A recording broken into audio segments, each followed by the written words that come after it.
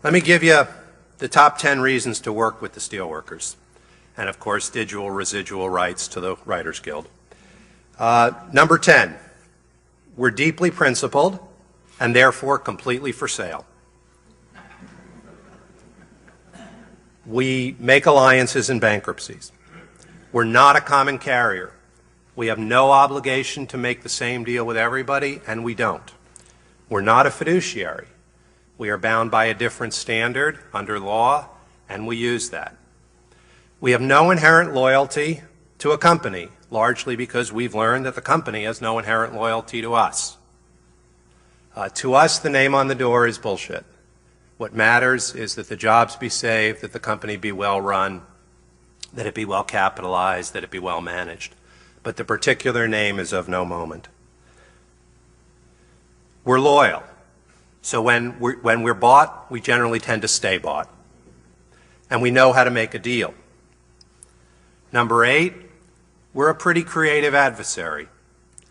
People who've been in a fight with us usually remember it. We don't always win, but we always land at least a few punches.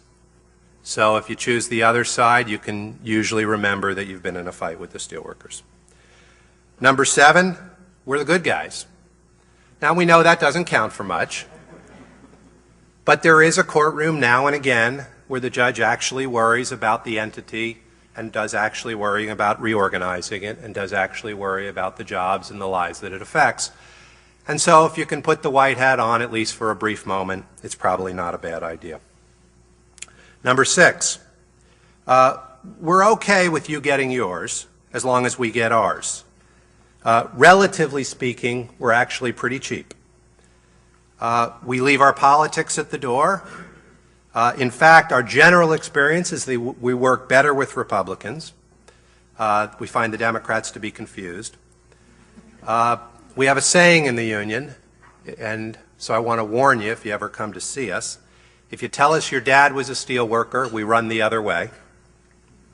So we're good at making deals on a business basis. Number 5, we have long memories. We may forgive, but we never forget. And contrary to the way other people see it, for us it's always personal, because these are our members and their lives. But there is another aspect of that.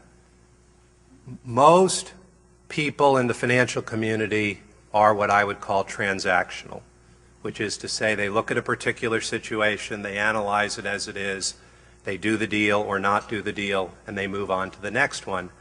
And your enemy today is your friend tomorrow, and there's nothing permanent.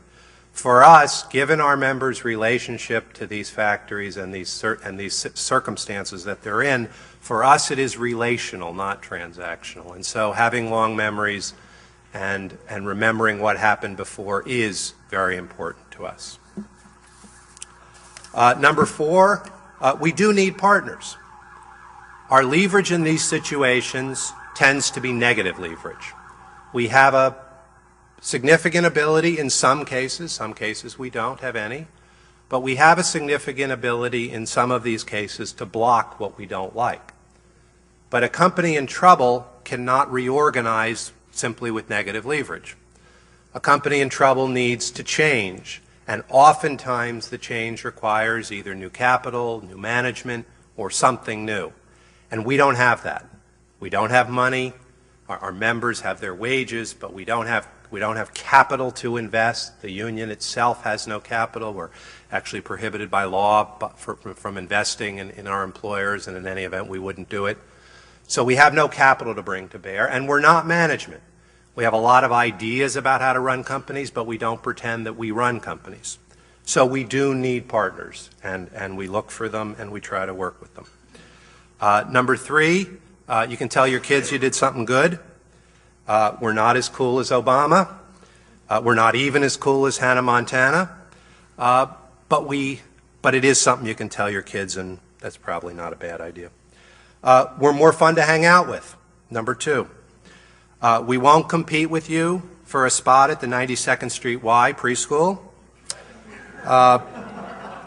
We won't bother you at your house in the Hamptons, and we won't vote you down at the co-op board.